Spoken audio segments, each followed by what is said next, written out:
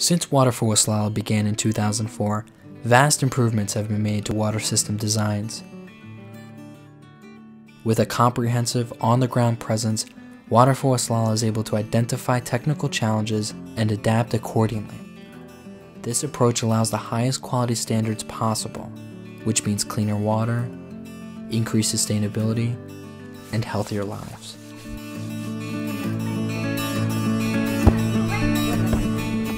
Matt Nespoli, director and founder of Water for Waslala, explains the evolution of water system design since the organization's beginning.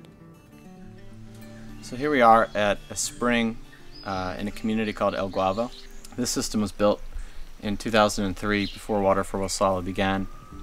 And at the time the systems were being built by another organization, the actual system design is far from the technical standards that are required to ensure that the systems will last for generations.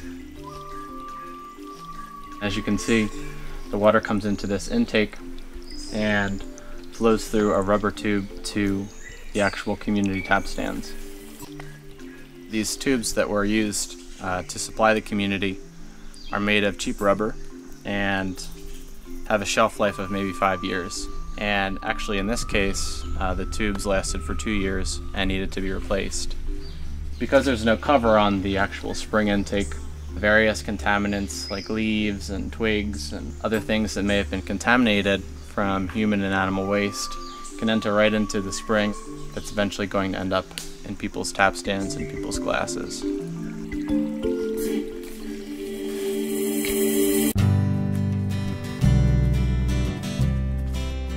We now accompany Matt on a visit to a recently built spring intake that demonstrates just how far the design has come.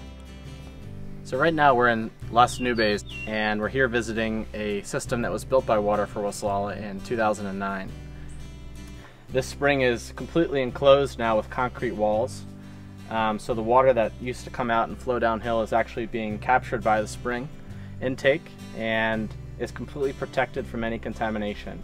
So any rainwater or any other contaminants that pass down this hill can't enter the water source because of this cement roof. Storage tanks were also problematic.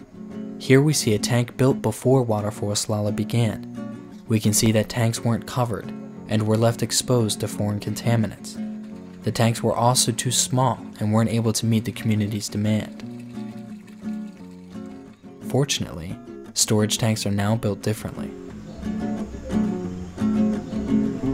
I'm proud to show the storage tank for Las Nubes. It's a great improvement over the storage tanks that were built before Water for Waslala was formed.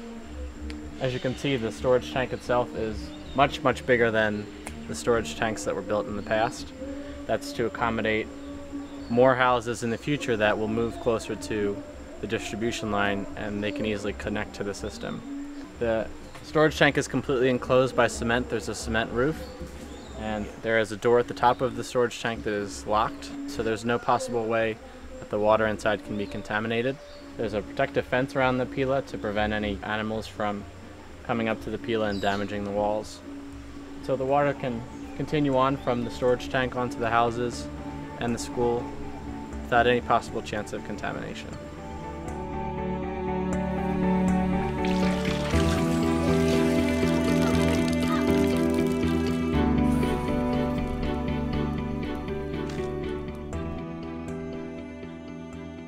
Also more sustainable are the distribution lines that run from water intakes to storage tanks to tap stands. Using thick PVC piping, distribution lines are buried 6 inches below ground, making them much more secure and durable. As we can see, it's a significant improvement from earlier approaches.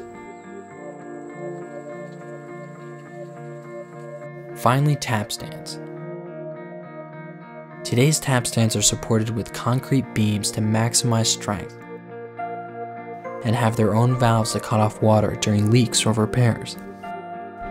They also have concrete floors with drainage to minimize stagnant water and mosquitoes.